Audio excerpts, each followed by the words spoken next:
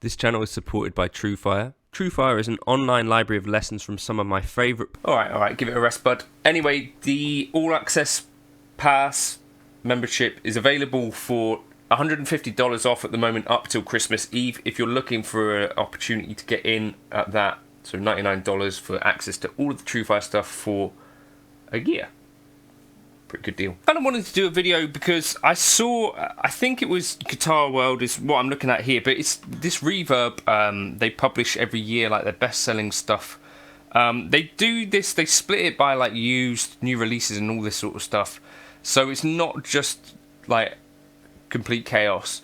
But apparently the ToneX One was the best-selling new pedal of 2024, so I kind of wanted to do a video looking into that a little bit and looking at what else is on the list, anything that was interesting there.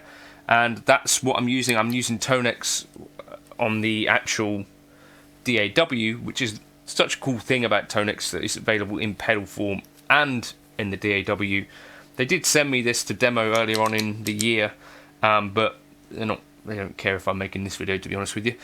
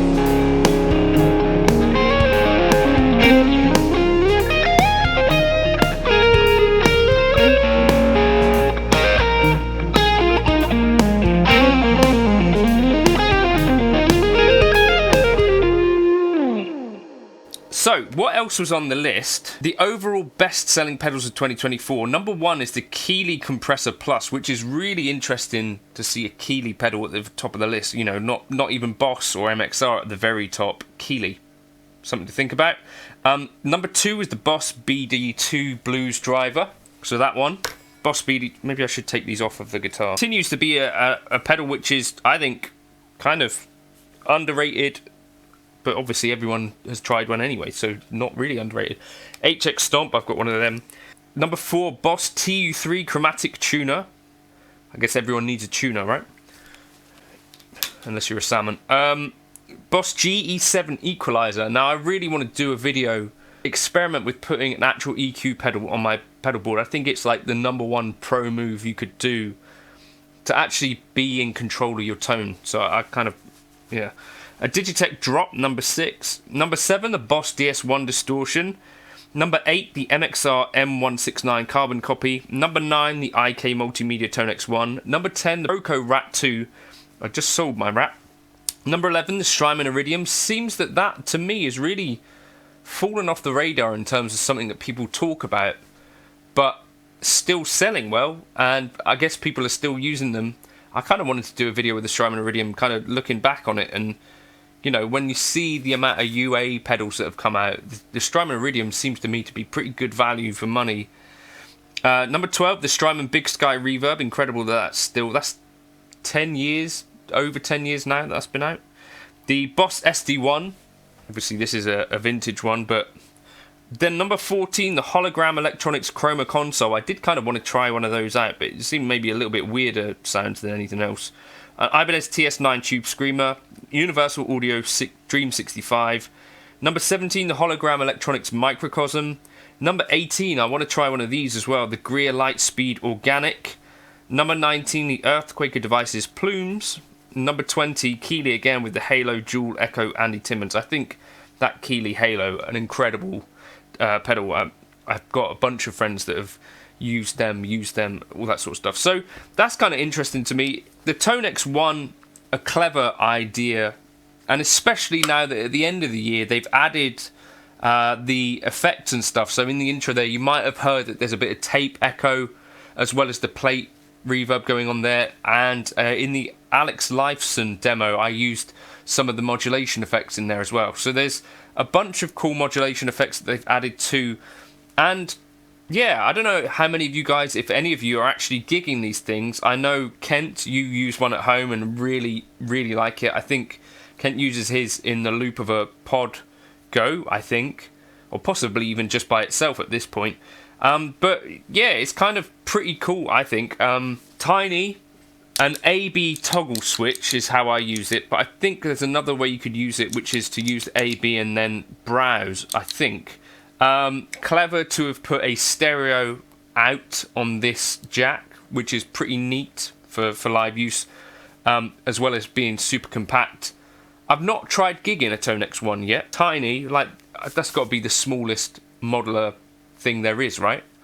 I think they've done quite a good job with it. There are still definitely some issues, you know, so if in this year, like the Nano Cortex, completely seamless integration with an app, that the IK Multimedia, what's the word, like license manager and the actual DAW ToneX One plugin themselves, and I don't think that the easiest things ever, and some people have much stronger views than I do on those, but I've managed to get these things to work, which is better than nothing.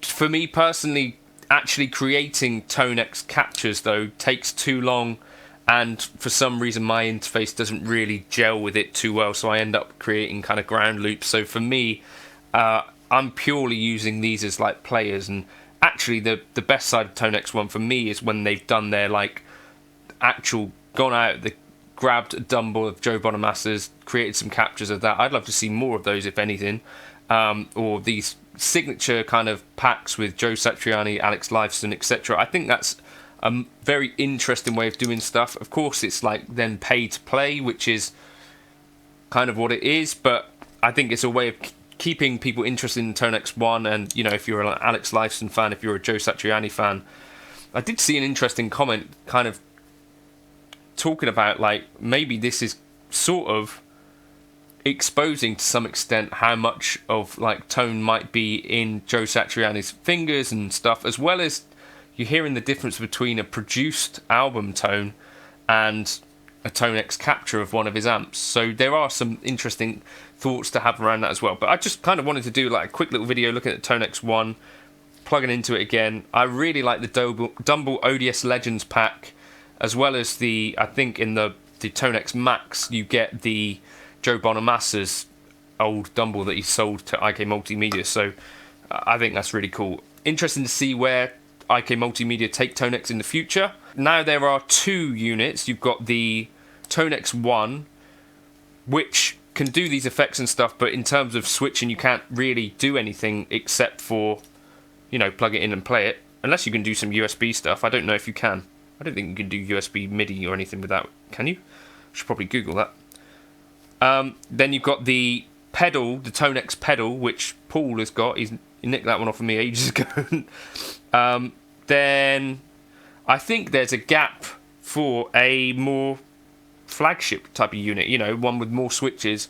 So whether that might be coming in 2025, I have no idea. This is pure speculation. If I did know anything, it would be under NDA anyway. But I suspect that at some point, ToneX are going to presumably bring out a board which is bigger than the pedal, and then you'd have sort of three sizes. You have the ToneX One, tiny.